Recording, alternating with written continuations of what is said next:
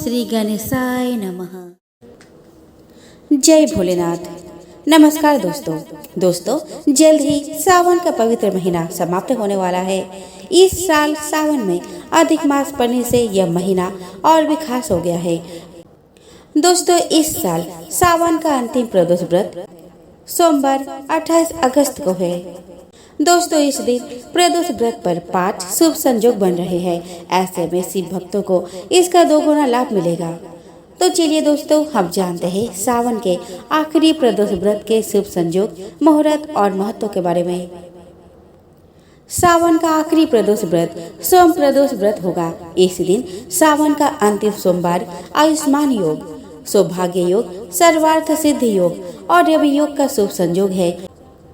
प्रदोष शिव पूजा सौभाग्य योग में होगी। प्रदोष व्रत सभी प्रकार के दोषों को दूर करता है और मनोकामनाओं की पूर्ति करता है। त्रयोदशी तिथि में देवों के देव महादेव की पूजा सूर्यास्त के बाद करने का विधान है। इस दिन सावन सोमवार और प्रदोष व्रत का संयोग है, इसीलिए रुद्र अभिषेक के लिए यह दिन बहुत ही उत्तम है। सावन के सभी प्रदोष व्रत काफी खास होते हैं। सोमवार के दिन प्रदोष व्रत होने से इसका महत्व और भी बढ़ गया है। सोम प्रदोष के दिन भोलेनाथ की अभिषेक, रुद्र अभिषेक और श्रृंगार का महत्व माना जाता है। इस दिन सच्चे मन से भोलेनाथ की पूजा करने से मनोवांछित फल की प्राप्ति होती है। इस दिन शिव जी की विशेष पूजा अर्चना करने से विवाह में आ रही सारी रुकावटें दूर होती है। इस दिन पंचगव्य से महादेव का अभिषेक करने से संतान की इच्छा पूरी होती है। इस दिन दूध से अभिषेक करने के बाद शिवलिंग पर फूलों की माला अर्पित करनी चाहिए। इससे भोलेनाथ अत्यंत प्रसन्न होते हैं। दोस्तों 28 अगस्त को व्रत करने से प्रदोष व्रत और सावन सोमवार व्रत दोनों का फल मिलेगा। सावन के आखिरी प्रदोष और सोमवार के दिन रुद्र अभिषेक करना फलदायी होगा। दोस्तों आयुष्मान योग का समय रहेगा प्रातः काल से लेकर सुबह 9:56 तक। सौभाग्य योग रहेगा सुबह 9:56 से पूरी रात तक। सर्वार्थ सिद्ध योग रहेगा मध्य रात्रि 2:43 AM से 29 अगस्त को सुबह 5:57 तक। रवि योग रहेगा मध्य रात्रि 2:43 से 29 अगस्त को सुबह 5:57 तक। दोस्तों प्रदोष व्रत हर महीने के दोनों त्रयोदशी तिथि के दिन रखा जाता है। सावन शुक्ल पक्ष की त्रयोदशी तिथि 28 अगस्त सोमवार को शाम 6:48 से प्रारंभ होकर मंगलवार 29 अगस्त को दोपहर 2:47 तक रहेगी। प्रदोष व्रत का पूजा प्रदोष काल में करना श्रेष्ठ माना गया है। प्रदोष व्रत की पूजा का शुभ मुहूर्त रहेगा 28 अगस्त के शाम 6:48 से रात 9:02 तक। इस समय पूजा करने से व्रत का पूरा फल मिलता है। आइए दोस्तों अब जान लेते हैं सोम प्रदोष व्रत की पूजन विधि के बारे में। दोस्तों प्रदोष के दिन सुबह जल्दी उठकर स्नान कर ले, फिर शिवलिंग पर जल अभिषेक करके व्रत करने का संकल्प ले। शाम को सूर्यास्त के बाद प्रदोष काल में विधि विधान से शिव परिवार की पूजा करे। दूध, दही, गंगा जल, शहद और जल से अभिषेक करे। शिवलिंग पर बेलपत्र, भांग, धतूरा, अक्षत और आकरे का फूल अर्पित करे। इसके बाद मन ही मन अपनी मनोकामना दोहराए और भगवान शिव से प्रार्थना करे।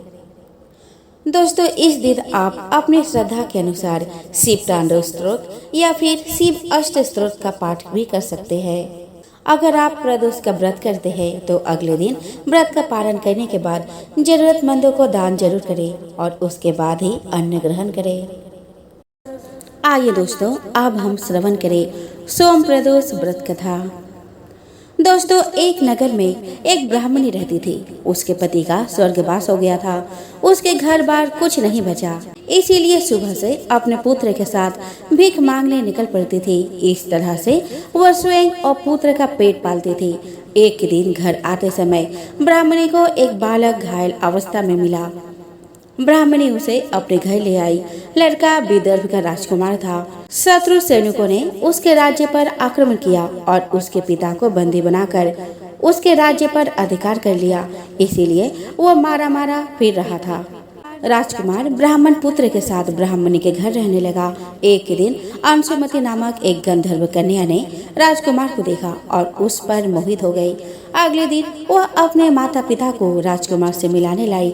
कुछ दिनों बाद अंशुमति के माता पिता को शंकर भगवान ने स्वप्न में आदेश दिया कि राजकुमार और अंशुमति का विवाह कर दिया जाए। उन्होंने वैसा ही किया।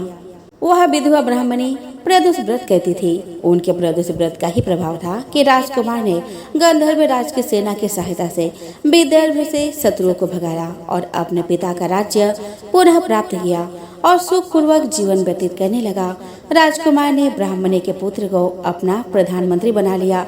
ब्राह्मणी के प्रदोष व्रत के कारण शंकर भगवान की कृपा से जैसे राजकुमार और ब्राह्मणी पुत्र के दिन सुधर गए, वैसे ही शंकर भगवान अपने हर भक्त पर कृपा बनाए रखते हैं और सबके दिन संवर जाते हैं। एक समय की बात है, किसी नगर में एक साहूकार रहता था। उसके घर में धन की कोई कमी नहीं थी, लेकिन उसकी कोई संतान नहीं थी। इस कारण वह बहुत दुखी था। पुत्र प्राप्ति के लिए वह प्रत्येक सोमवार व्रत रखता था और पूरी श्रद्धा के साथ शिव मंदिर जाकर भगवान शिव और पार्वती जी का पूजा करता था। उसकी भक्ति देखकर एक ही दिन माँ पार्वती प्रसन्न हो गई और भगवान शिव से उस साहूकार की मनोकामना पूर्ण करने का आग्रह किया। पार्वती जी की इच्छा सुनकर भगवान शिव ने कहा कि हे पार्वती, इस संसार में हर प्राणी को उसके कर्मों का फल मिलता है और जिसके भाग्य में जो हो उसे वही भोगना ही पड़ता है। लेकिन पार्वती जी ने साहूकार की भक्ति का मान रखने के लिए उसकी मनोकामना पूर्ण करने की इच्छा जताई। माता पार्वती के आग्रह पर शिव जी ने साहूकार को पुत्र प्राप्ति का वरदान तो दिया, लेकिन साथ ही यह भी कहा कि बालक की आयु केवल 12 वर्ष होगी। माता पार्वती और भगवान शिव की बातचीत को साहूकार सुन रहा था। उसे ना तो इस बात की खुशी हुई थी और ना ही दुख। वह पहले की भांति शिव जी का पूजा करता रहा। कुछ समय बाद साहूकार के घर एक पुत्र का जन्म हुआ। जब वह बालक 11 वर्ष का हुआ तो उसे पढ़ने के लिए काशी भेज दिया गया। साहूकार ने पुत्र के मामा को बुलाकर उसे बहुत सारा धन दिया और कहा कि तुम इस बालक को काशी विद्या प्राप्ति के लिए ले जाओ और मार्ग में यज्ञ कराना। जहाँ भी यज्ञ कराओ वहाँ ब्राह्मणों को भोजन कराते और दक्षिणा देते हुए जाना। दोनों मामा भांजे इसी तरह यज्ञ कराते और ब्राह्मणों को दान दक्षिणा देते काशी की ओर चल पड़े। रात में एक नगर पड़ा जहाँ नगर के राजा की कन्या का विवाह था, लेकिन जिस राजकुमार से उसका विवाह होने वाला था वह एक आंख से काना था। राजकुमार के पिता ने अपने पुत्र के काना होने की बात को छुपाने के लिए एक चाल सोची। साहूकार के पुत्र को देखकर उसके मन में एक विचार आया। उसने सोचा कि क्यों ना इस लड़के को दूल्हा बनाकर राजकुमारी से विवाह करा दूं।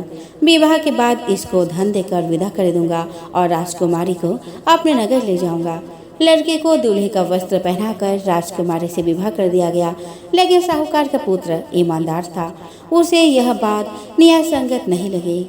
उसने अवसर पाकर राजकुमारी की चुन्नी के पल्ले पर लिखा कि तुम्हारा विवाह तो मेरे साथ हुआ है, लेकिन जिस राजकुमार के संग तुम्हें भेजा जाएगा वह एक आंख से काना है।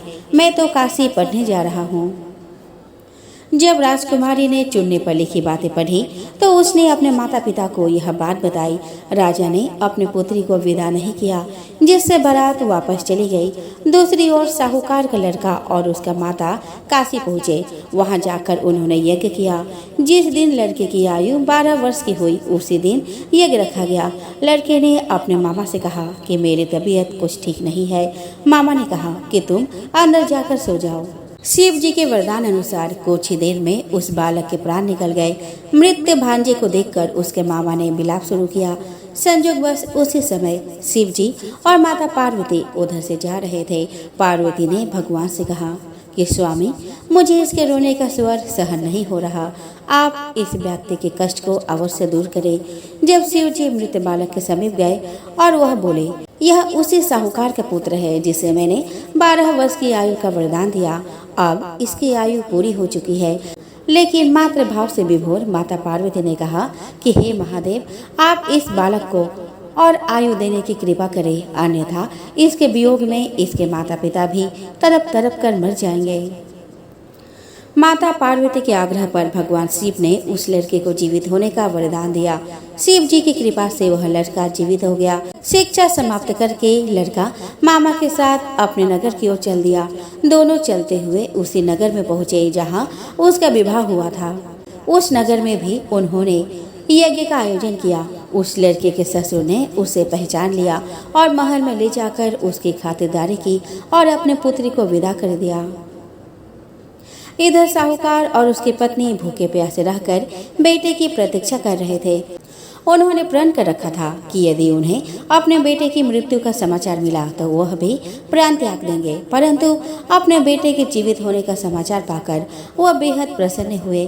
उसी रात भगवान शिव ने व्यापारी के स्वप्न में आकर कहा कि हे सृष्टि, मैंने तेरे सोमवार के व्रत करने और व्रत कथा सुनने से प्रसन्न होकर तेरे पुत्र को लंबी आयु प्रदान की है। इसी प्रकार जो कोई सोमवार व्रत करता है या कथा सुनता है और पढ़ता है, उसके सभी दुख दूर होते हैं और समस्त मनोकामनाएं पूर्ण होती है।